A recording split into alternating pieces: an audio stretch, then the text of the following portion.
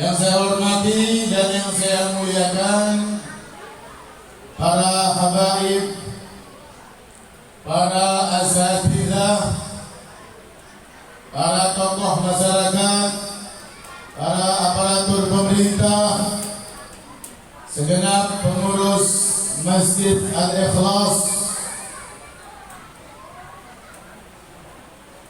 begitu juga segenap panitia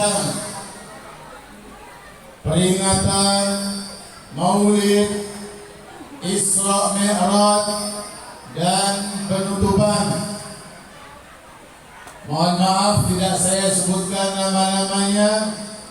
Kita doakan semoga beliau-beliau semua panjang umur, sehat walafiat, istiqomah membimbing kita semua, memberi manfaat buat agama kita, dunia dan akhirat kita. Amin ya rabbal alamin.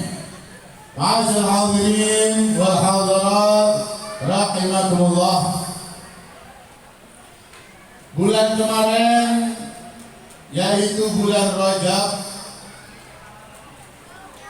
kita mengenang, memperingati peristiwa besar, peristiwa mulia, yang mana dengan peristiwa tersebut membuktikan kebesaran Nabi kita Muhammad, kemuliaan Nabi kita Muhammad sallallahu alaihi wasallam, yaitu peristiwa Isra, diperjalankannya Nabi Muhammad di malam hari dari Al-Masjidil Haram ke Al-Masjidil Aqsa, dan Mi'raj, dinaikkannya beliau oleh Allah Subhanahu wa taala dari Al-Masjidil Aqsa ke Sidratil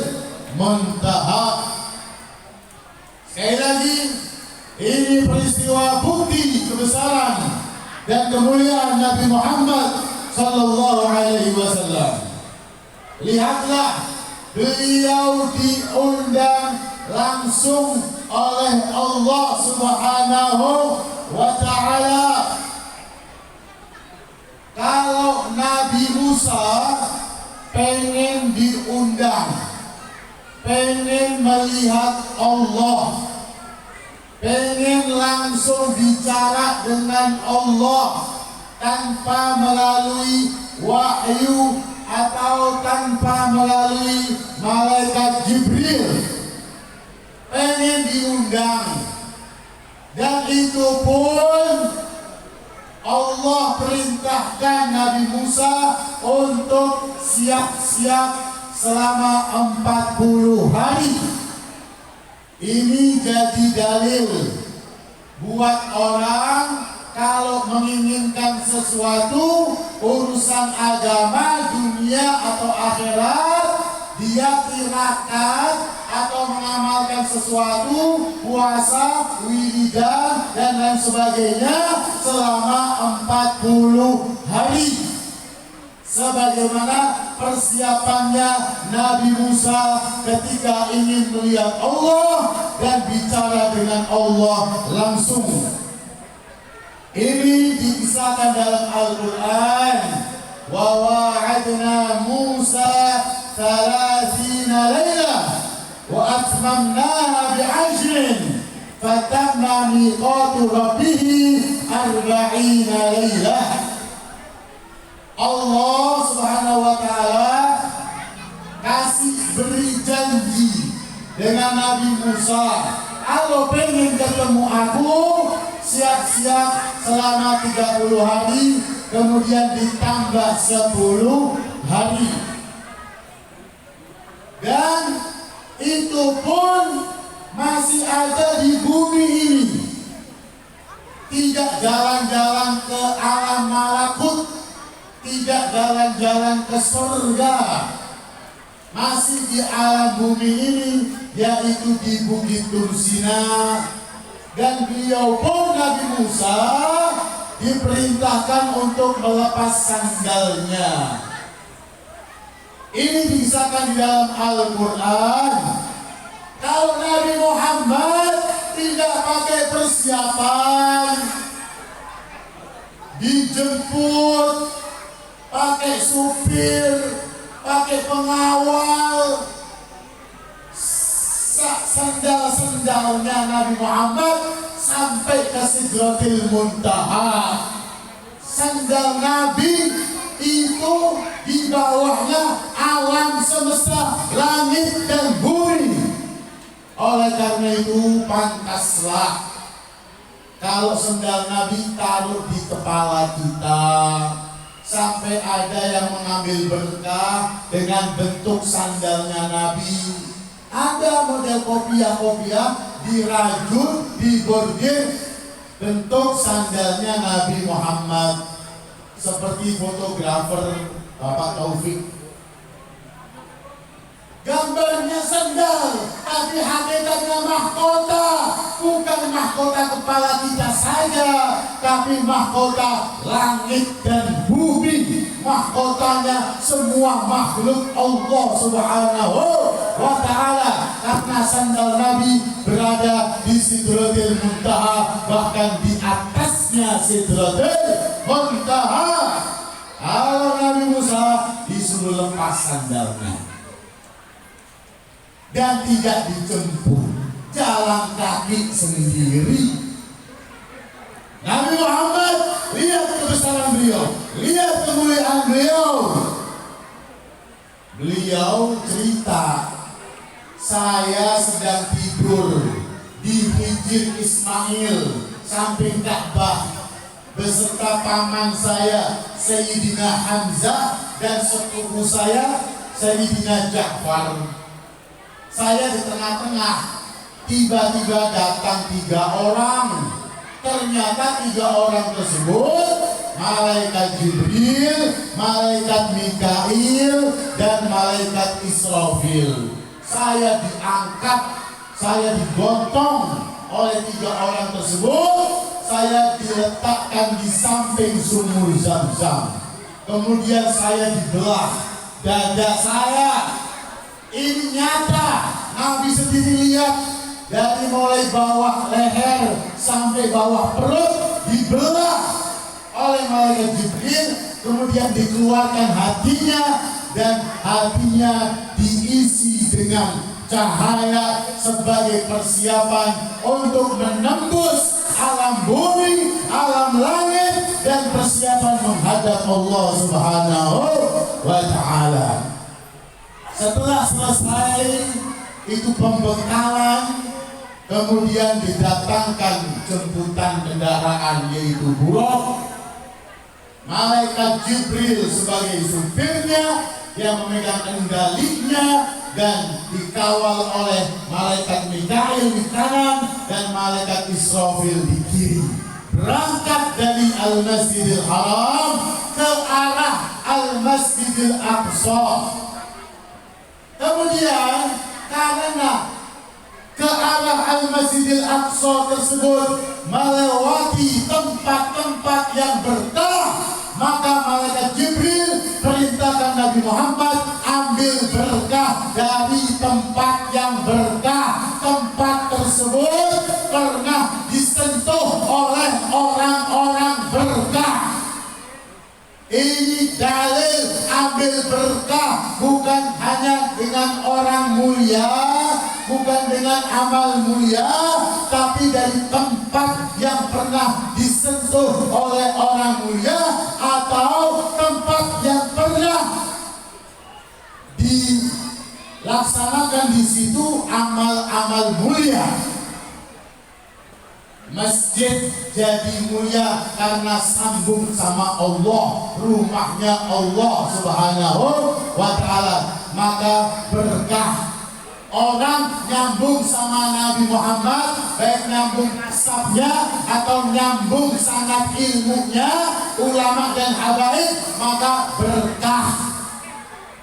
Ini ajaran Nabi dan dipraktekkan langsung oleh Nabi pada waktu Isra. Nabi disuruh turun waktu melewati Madinah dari Al-Masjidil Haram ke Al-Masjidil Aqsa, itu melewati Madinah. Rasul disuruh ambil berkah dengan sholat 2 rakaat. Nabi tanya, tempat apa ini ya Jibril? Ini adalah tempat nanti kamu bakal hijrah. Lihat, Nabi ambil berkah dari tempatnya sendiri, padahal belum ditempati. Nabi ambil berkah dari tanah yang mana di dalamnya akan dimakamkan beliau sendiri.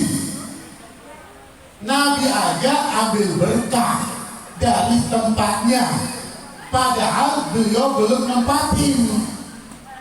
Di dalam takdir Allah, tempat itu bakal mulia, tanah itu bakal mulia, nomor 1 di dunia. Tanah yang paling mulia itu tanah Madinah. Kalau masjid, Masjidil Haram. Kalau tanah, tanah Madinah. Ini dibuktikan secara nyata juga. Saya pernah baca buku, saya pengen tahu tanah paling mahal di dunia ini di mana? Apakah di Cikunir atau di mana? Tanah termahal di dunia. Kan di sini dikelilingin tempat-tempat akses-akses yang bagus. Ternyata tanah yang paling mahal di dunia nomor 1 adalah tanah di kota Madinah. Tanah termahal. Nomor 2 baru di ibu kota Amerika. Nabi ambil berkah, sholat 2 rakaat, berangkat lagi, lewatin tempat berkah lagi, yaitu Madian. Madian itu tempat istirahatnya Nabi Musa waktu keluar dari Mesir, karena jadi buronannya Fir'aun. Keluar dari kota Mesir, masuk ke kota Madian. Nabi Musa istirahat. Di tempat istirahat itulah Nabi Muhammad diperintahkan ambil berkah 2 rakaat. Padahal cuma tempat istirahat. Tapi siapa yang istirahat?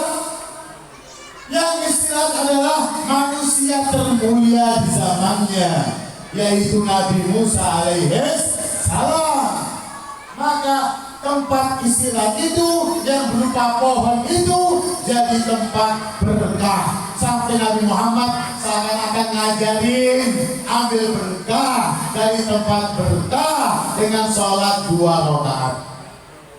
Sholat sudah ada, tapi belum wajib. Kemudian berangkat lagi singgah lagi, transit lagi di mana? Di Bethlehem. Ada apa tuh Bethlehem sampai Nabi ambil berkah 2 rakaat sholat?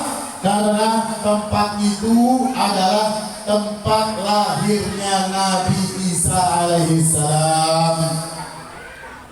Nabi Isa lahir bayi sudah jadi nabi. Kalau nabi yang lain diangkat jadi nabi rasul umur 40 tahun. Nabi Isa lahir sudah jadi nabi karena beliau diangkat oleh Allah ke langit umur 33 tahun. Ambil berkah. Bayi mulia, bayi suci yang sudah jadi nabi, tubuhnya nempel di satu tempat, maka tempat itu jadi berkah. Nabi ambil berkah. Ambil berkah itu ambil kebaikannya dan ambil manfaatnya. Kemudian berangkat lagi, melewati tempat berkah lagi, yaitu apa? Bukit Tursina, tempat Nabi Musa berbicara dengan Allah Subhanahu wa ta'ala. Nabi ambil berkah sholat 2 rakaat. Kemudian setelah itu ada jin ifrit. Jin ifrit. Ifrit itu golongan jin terkuat. Dia berani ngejar Nabi Muhammad, ingin menggagalkan undangan Allah Subhanahu wa ta'ala. Dia bawa api ingin mencelakakan Rasulullah sallallahu alaihi wasallam. Kemudian malaikat Jibril mengajarkan doa kepada Nabi Muhammad sallallahu alaihi wasallam. Ini doa kalau kita baca untuk orang yang kemasukan jin, insya Allah jinnya ketakutan. Karena jin ifrit pun bisa kalah dengan doa ini. A'udzu biwajhillahil karim wa bikalimatillahi tammatil lati la yujawizuhunna barrun wala fajirun min syarri ma yanzilu minas sama wa min syarri ma ya'ruju fiha wa min syarri ma yakhruju minal ard wa min syarri ma dhar'a fil ard wa min fitanil layli wan nahar wa min tawariqil layli wan nahar illa tariqan yatruku bi khairin ya Rahman. Nabi baca doa ini, langsung jin ifrit itu tersungkur mengenai hidungnya terlebih dahulu ke tanah dan apinya itu mati seketika. Nyungsep hidung jin ifrit dengan doa tersebut. Makanya para ulama mengatakan ini doa untuk masruh, yaitu orang yang kerasukan jin baca doa ini. Kemudian sebelum beliau sampai ke Al-Masjidil Aqsa, ditampakkan oleh Allah Subhanahu wa ta'ala siksa-siksa di neraka bagi umatnya yang meninggalkan sholat, yang main rentenir, yang tidak mau sedekah atau zakat, yang berzina sudah punya suami ataupun istri, ditampakkan oleh Allah Subhanahu wa ta'ala. Kemudian sampailah beliau ke Al-Masjidil Aqsa.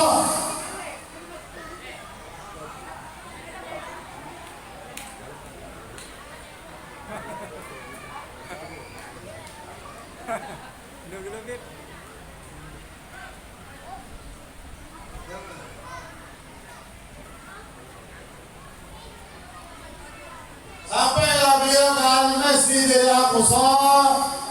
Sampai di Al-Masjidil Aqsa ringkas kita Tiba-tiba datang orang banyak sekali. Nabi tanya kepada malaikat Jibril, "Ya Jibril, mereka itu siapa?" "Siapa mereka?" Kata Jibril, "Mereka itu adalah nabi dan rasul yang pernah diutus 124.000 nabi dan 313 rasul, semuanya kumpul di Al-Masjidil Aqsa. Kemudian dilaksanakanlah salat. Malaikat Jibril menarik tangan Rasulullah, kemudian dibawa ke depan untuk dijadikan imam. Dan inilah penobatan Nabi Muhammad sebagai Imamul Anbiya'i wal Mursalin. Pengangkatan, penobatan Nabi Muhammad sebagai pemimpin para nabi dan rasul adalah pada malam Isra di saat sholat. Oleh karena itu, inilah hikmahnya kenapa Nabi Muhammad disuruh ke Al-Masjidil Aqsa terlebih dahulu.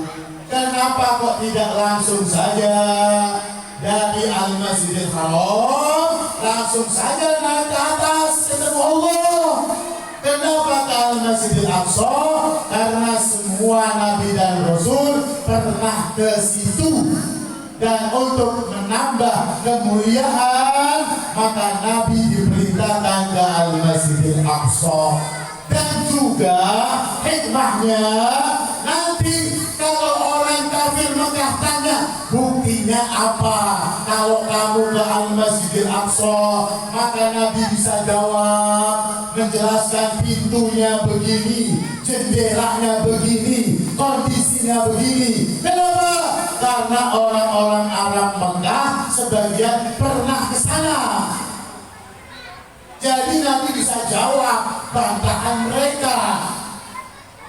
Perjalanan 1 bulan, pulang 1 bulan, hanya sedikit dari waktu malam saja. Buktinya apa? Nabi bisa jelaskan. Begitu juga waktu pulang. Waktu pulang dari Al-Masjidil Aqsa ke Al-Masjidil Haram, Nabi melihat 2 kafilah dagang yang akan masuk ke kota Mekah, sehingga Nabi bisa menjelaskan buktinya. Nanti ada 2 kafilah dagang, ontaknya begini, tepat, sehingga sebagian mereka percaya Nabi Isra ke Al-Masjidil Aqsa. Adapun ke Sidratul Muntaha butuh hidayah, butuh keimanan kepada Allah Subhanahu wa Ta'ala. Setelah itu, setelah sholat, Nabi bercengkrama dengan para nabi, terutama yang besar-besar, Nabi Ibrahim, Nabi Musa, Nabi Isa. Kemudian setelah itu beliau disuruh ke satu batu yang besar. Nah, inilah Mi'rajnya. Di atas batu besar itu adalah Mi'raj. Itu batu besar jadi kiblat pertama. Waktu Nabi dapat perintah sholat wajib ketika beliau ada di Madinah selama 17 bulan 3 hari, beliau kiblatnya ke Al-Masjidil Aqsa, Baitul Maqdis. Batu itulah menjadi kiblatnya. Dan di bulan Sya'ban ini ada peristiwa perpindahan arah kiblat dari Al-Masjidil Aqsa ke Al-Masjidil Haram. Itu batu awalnya jadi kiblat. Di atas batu itulah ada Mi'raj. Apa itu Mi'raj? Mi'raj adalah tangga, liftnya, eskalatornya terbuat dari emas dan perak, kata Nabi. Nabi cerita, ada tangga ke atas terbuat dari emas dan perak, kemudian dihias dengan batu-batu mulia. Saya bersama malaikat Jibril menaikinya terus sampai ke langit. Ada perbatasan antara langit dan bumi, dijaga oleh malaikat, namanya malaikat Ismail. Punya prajurit 70.000. Satu prajurit punya prajurit lagi 70.000. Untuk apa? Mengamankan Allahul Mahfuz dari jin-jin atau setan-setan yang mau mencuri atau melihat Allahul Mahfuz. Kemudian jin itu mengabari ke dukun-dukun. Jadi dukun itu bukannya dia tahu hati orang, tahu masa depan orang, bukan. Ada jin, dia punya pembantu jin.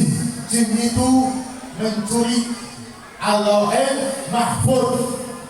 Waktu Nabi lahir dijaga oleh puluhan ribu malaikat. Ini Nabi ketemu dengan mereka.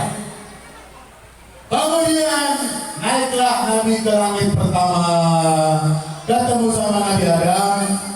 Saya nggak cerita perbincangan beliau dengan nabi-nabi setiap langit, bisa jadi sampai jam 12 malam. Dari kenyang sampai lapar, dari lapar sampai kenyang lagi. Kalau capek suruh doa, saya capeknya jam 11. Langit pertama ketemu Nabi Adam, langit kedua ketemu Nabi Isa dan Nabi Yahya. Dua nabi ini sepupuan di sana. Langit ketiga ketemu sama Nabi Yusuf.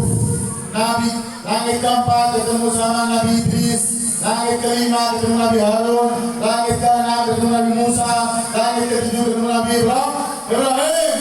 Dan di langit ketujuh itu beliau melihat Al-Baitul Ma'mur, rumah yang makmur. Masjid yang ada di langit makmur dengan malaikat yang ibadah tiap hari 70.000 malaikat. Itu tiap hari beda-beda lagi malaikatnya. Gak kayak masjid. Masjid di sini kan yang sholat itu aja. Udah tua-tua itu aja. Kalau di sana 70.000 malaikat setiap hari beda-beda terus. Kemudian sampailah ke lantai ke-8. Di situ ada Sidratul Muntaha, pohon bidara. Sidroh, pohon bidara. Muntaha, batas akhir alam semuanya. Mentok di situ. Gak ada yang bisa naik lagi. Malaikat Jibril gak bisa. Sidroh, pohon bidara yang sangat besar, satu daunnya aja jatuh ke bumi ini, kata Nabi, bisa nutupin bumi ini. Naungannya 70 tahun perjalanan belum nyampe ke ujungnya. Tiba-tiba kata Al-Quran, kata Allah, pohon itu diliputi oleh cahaya warna-warni sehingga berubah menjadi gemerlapan indah. Nabi tidak bisa mensifati karena indahnya. Dan saat itu malaikat Jibril menunjukkan wujud aslinya. Malaikat Jibril itu menampakkan wujud aslinya 2 kali. Pertama di luar Gua Hira, kedua di Sidratul Muntaha. 2 kali saja. Nah, malaikat Jibril nggak bisa naik lagi. Rasulullah naik lagi ke lantai 9, tingkat 9. Kemudian di lantai 9 itu Nabi diliputi cahaya. Tahu-tahu ada di hadapan Allah Subhanahu wa Ta'ala. Saya singkat, Nabi dapat 3 oleh-oleh buat kita. Yang pertama adalah perintah sholat.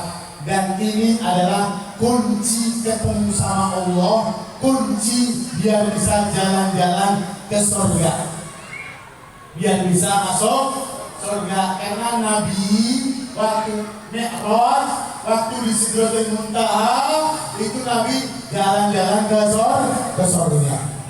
Karena apa? Surga ada di Sidratul Muntaha. Kemudian yang kedua, Nabi dapat 2 ayat terakhir surat Al-Baqarah, amanar rasulu bima unzila ilaihi min rabbihi wal mu'minun, sampai akhir. 2 ini adalah kunci penjagaan kita untuk penjagaan di dunia, salat untuk masuk surga. 2 ayat terakhir untuk pengawal kita di dunia. Dan yang ketiga adalah ampunan untuk pendosa besar. Umat Nabi dosa apa saja, maksiat apa saja, kalau taubat minta ampun sama Allah, hilang itu semua dosa. Itu ampunan, ibarat kartu ampunan itu dapatnya waktu Isra dan Mi'raj. Inilah 3 oleh-oleh dari Nabi Muhammad SAW.